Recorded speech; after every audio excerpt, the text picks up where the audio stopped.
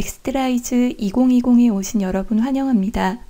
저는 과학기술정책연구원에서 벤처 창업 분야를 연구하는 김선우입니다. 오늘 전달하고자 하는 주제는 디지털 전환 시대 기업가 정신과 정부 혁신입니다. 순서는 디지털 전환과 관련한 내용을 살펴보고 디지털 전환 시대의 기업가 정신에 대해 살펴보겠습니다. 이 시대의 기업가 정신은 과거와는 다른 지에 대한 내용이 되겠습니다. 그리고 우리 정부는 정부 주도로 고속 성장을 해왔는데요. 정부의 역할과 관련해서 가장 혁신적이라 불리는 해외 정책들을 살펴보고 우리가 주목해야 할 것은 무엇인지에 대해 말씀드리겠습니다. 우선 디지털 전환과 관련한 내용입니다. 우리가 살고 있는 이 시대는 기존 경제 성장의 모형으로 설명하기 어렵습니다. 이전까지 보지 못했던 새로운 제품, 서비스, 비즈니스 모델의 증가를 어떤 이론으로 설명해야 될까요? 경제 성장의 논의에 있어서 혁신, 이노베이션이라는 개념이 도입된 것은 100년밖에 되지 않았습니다. 과거 이윤만을 추구하던 자본가와 구분해서 기업가 정신을 원동력으로 자본주의가 진화한다는 슌페터 이론이 최근에 와서 경제, 사회, 과학기술 모든 영역에서 가장 설득력 있는 모델로 주목받고 있습니다. 4차 산업혁명의 맹아들에서 보시는 것처럼 알파고와 이세돌의 대전이라든지 불과 5년 전의 일입니다. 무인 카페, 무인 매장이 우리에게 낯설지 않고 커피를 내리는 로봇 등 우리는 여기에 있는 기술들을 많이 봅니다. 다양한 분야에서의 혁신은 새로운 산업혁명으로 논의되기도 합니다. 산업혁명이란 인간의 생산활동 혹은 생산 양식에 근본적인 변화가 일어나는 것이라고 토인비가 말했습니다. 현재가 과연 4차 산업혁명인가에 대해서는 이견이 있습니다. 3차 산업혁명을 이야기한 리프킨 교수나 고든 등은 현재는 3차 산업혁명의 연장선이다 라고 보고 있고요. 학자들은 4차 산업혁명을 추동하는 핵심적인 기술 동위를 3개 층위로 정의를 하고 있습니다. 요소기술 수준에서 5가지 핵심 기술, 시스템 수준에서 데이터 기반의 가치 창출 시스템, 또 거시 수준에서 이야기하는 디지털 전환의 심화가 그것입니다. 4차 산업혁명은 1970년대부터 시작된 디지털 전환이 5대 핵심 기술의 발전으로 더 심화되는 것으로 볼 수 있습니다. 현재의 산업구조 변화는 ICT 기업과 스타트업이 기존의 산업에 침투할 때 발생하게 됩니다. 디지털 전환으로 산업구조의 변화는 크게 3가지로 구분해 볼 수 있는데요.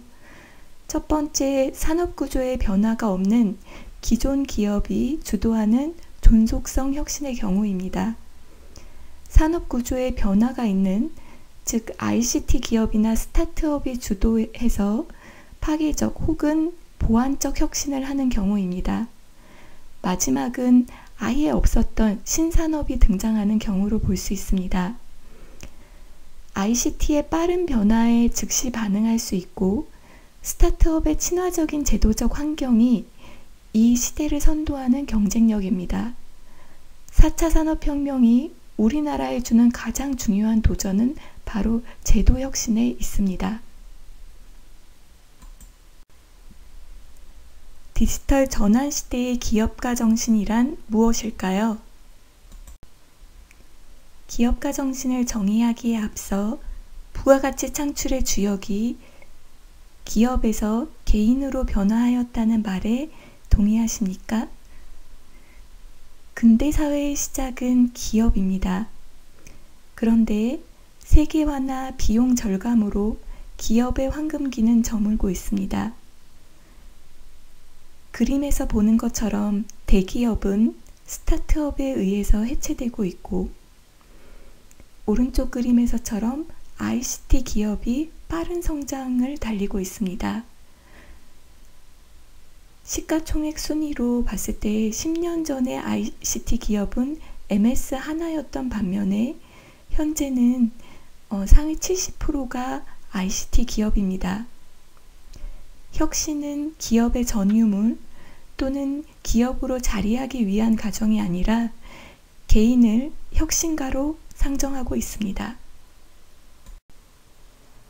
과학기술정책연구원은 2003년부터 새로운 발상과 실행으로 정해진 길을 따르기보다 새로운 미래를 만들어 나가는 영 이노베이터스를 발굴한 바 있습니다. 최근의 트렌드입니다. 스타트업이 크게 성장하고 있고 다양한 인재가 스타트업의 생태계로 유입되고 있습니다. 기업가 정신을 한 문장으로 정의해 본다면 Y적 혁신을 이끄는 것, 지속 가능한 혁신의 리더십이 가장 잘 표현한다고 볼 수 있습니다. 그림을 보시면 마이클 포터가 정의한 국가 경제 발전 단계에 따라 우리나라의 경제 변화를 설명하고 있습니다. 천연 자원이 풍부하고 값싼 노동력을 성장의 원천으로 하는 요소 주도형 경제, 막대한 투자로 산업 고도화를 달성하는 효율 주도형 경제, 90년대 후반부터 2000년대 초반까지로 볼 수 있고요. 긴밀한 산업 연관관계, 생산 및 수요 부문 간 상호작용으로 혁신이 활발한 혁신 경제로 구분해 볼 수 있습니다. 우리나라는 일제강점기와 한국전쟁을 거친 이후에 잘 살아보자는 국민의 의지나 무에서 유를 창조한 기업의 기민한 움직임, 또 정부의 경제발전 전략 등 개인과 기업, 정부의 기업가 정신이 빠른 경제성장을 이끌었습니다. 11페이지 표는 정권별 경제성장과 기업가 정신의 세대를 설명해 본 것입니다. 오른쪽에 보시면 배종태와 차민석은 1960년대 고도성장기부터 1990년대 벤처붐 이전까지를 기업가 정신의 1물결로 1990년대 말 벤처붐부터 2000년대 말까지를 기업가 정신 2물결로 제시한 바 있습니다. 2010년대 이후 10여 년간 창업 생태계가 빠르게 성장하며 이제는 누구나 한 번쯤 창업을 생각해보고 손쉽게 창업기업에 투자할 수 있는 시대로 창업 대중화기로 설명할 수 있고 이를 기업가 정신 3물결로 구분할 수 있습니다. 구체적으로 2000년대 말부터 정부별로 보면 이명박 정부부터 현 문재인 정부까지 어떻게 창업 대중화기가 가능했는지 주요 정책을 살펴보겠습니다.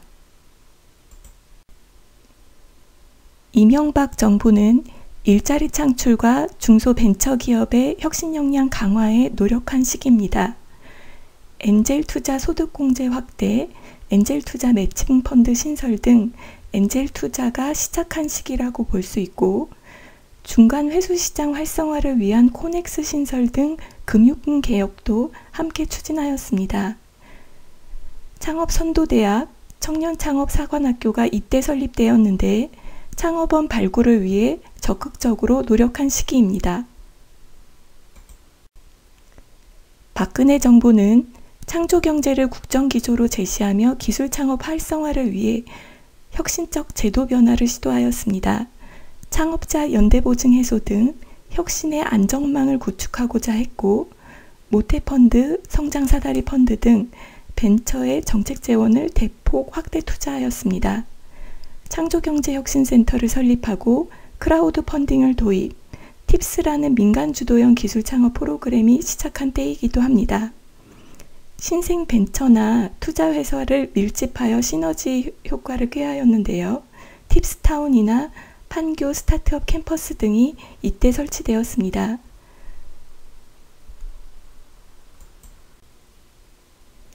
현 문재인 정부도 혁신 창업 국가 건설을 핵심 국정과제로 제시하고 있습니다. 정부 조직도상에서 창업을 담당하는 중소기업청을 중소벤처기업부로 승격하였고 창업지원 사업이나 혁신모험펀드 등 창업에 들어가는 투자 자금을 획기적으로 확대하였습니다. 스케일업 지원을 위해 전용 펀드를 신설하고 간접 금융과도 연계하였습니다.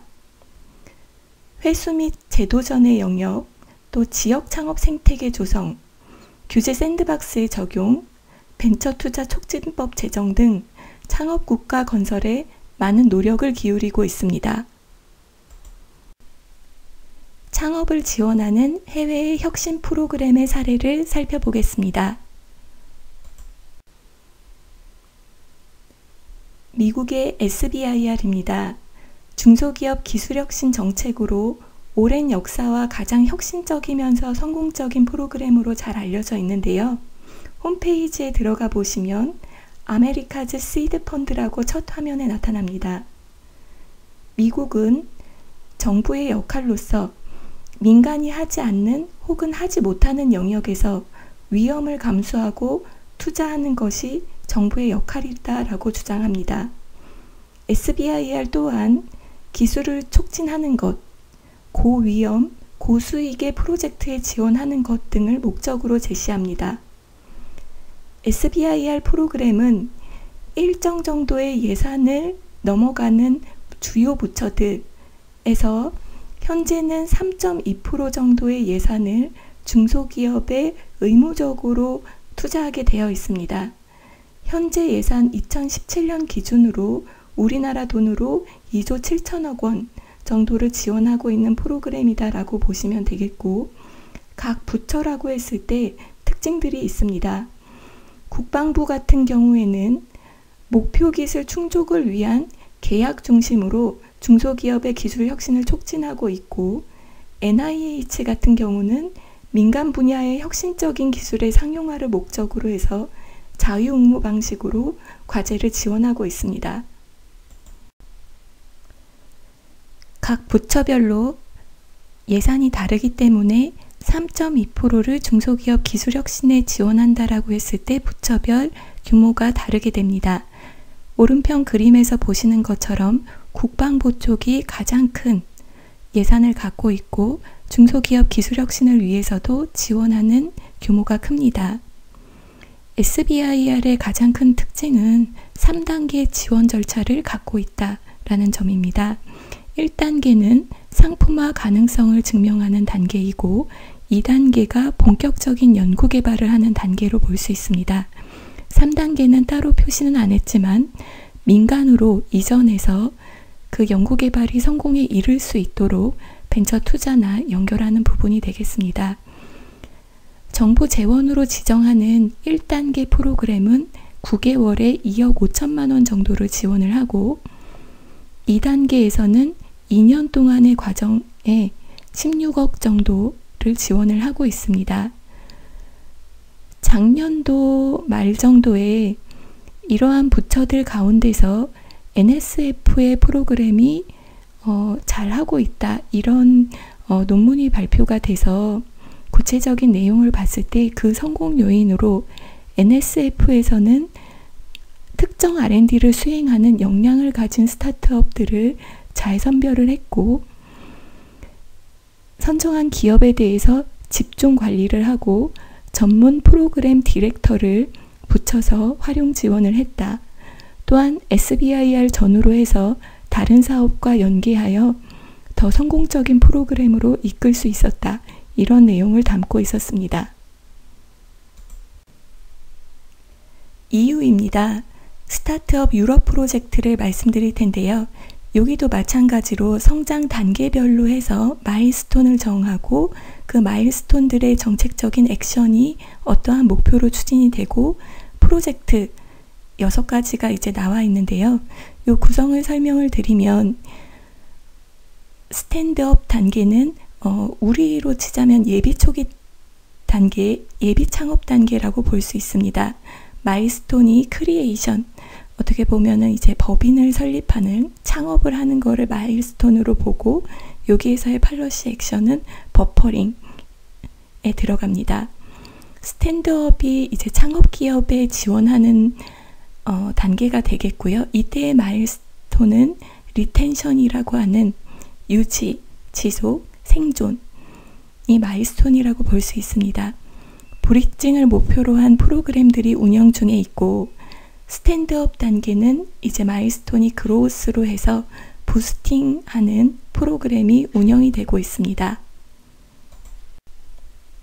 단계별 스타트업 지원 정책을 갖고 있는 대표적인 나라로 영국과 독일을 들 수 있습니다. 영국은 2010년도 캐머런 총리가 테크시티 조성 계획을 발표를 하면서 출발을 했고, 2011년도에 이 생태계로 집중 모으는 작업을 하였습니다. 2018년도에는 이 모델을 11개의 지역에 확산하는 활동을 하면서 테크네이션으로 프로그램명을 바꾸었는데요. 초기 단계에 있는 기업들한테는 파운더스 네트워크나 라이징 스타 이런 프로그램들을 지원을 하고, 중기 단계에서는 업스케일, 후기 단계에서는 퓨처 P40라고 해서 아주 유망한 기업들에 대해서 정부에서 홍보하고 알리는 작업들을 하고 있습니다. 독일도 창업기업의 성장 단계에 따라서 맞춤형 프로그램을 지원하고 있습니다. 프리시드 단계에서는 대학발 창업을 유도하는 익지스트 프로그램이라든지 디지털 전환 분야에 있어서 창업 경진대회를 실시를 하고 있고, 시드 단계, 그로우스 단계에서 직접적인 금융 정책들하고 연결시켜서 이 자금 조달에 대한 부분을 개선하고자 노력하는 프로그램으로 볼 수 있습니다. EU는 공공조달을 적극적으로 활용하여 미래 기술 개발 및 차세대 산업 육성, 기술 기반 중소벤처 기업을 육성하고 공정 경쟁 질서를 확립하는 등 사실상의 묵시적인 산업 정책을 수행하고 있습니다. 대표적인 것이 EU의 혁신 조달 프로그램 플랫폼 사업을 들 수 있고, 영국에서의 혁신 성장형 공공조달 사례를 들 수 있습니다. 우리 정부도 구매조건부 신제품 개발 사업을 추진하고 있고, 범부처 차원에서 작년에 혁신지향 공공조달 방안을 발표한 바 있습니다. 기타 사례로서 초대형 R&D에 스타트업이 참여하고 있는 사례를 살펴보겠습니다. 왼편에 있는 그림은 나사의 달 탐사 프로젝트인데요.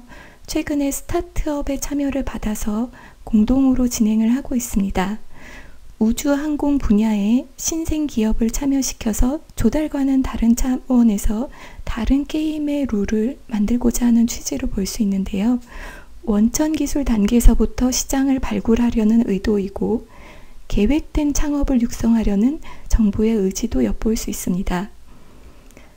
그 아래 그림은 뉴욕시의 사례인데, 뉴욕 주정부는 거대 및 장기 프로젝트에 테크 스타트업을 의무적으로 참여시키고 있습니다.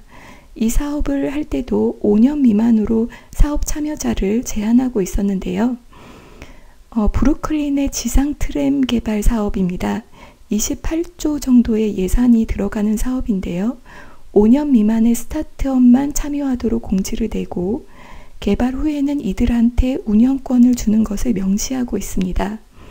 이때 스타트업의 제품의 기능이나 성능 인증을 위해서 처음부터 시험 인증기관이 공동사업자로 참여하도록 유도하고 있습니다.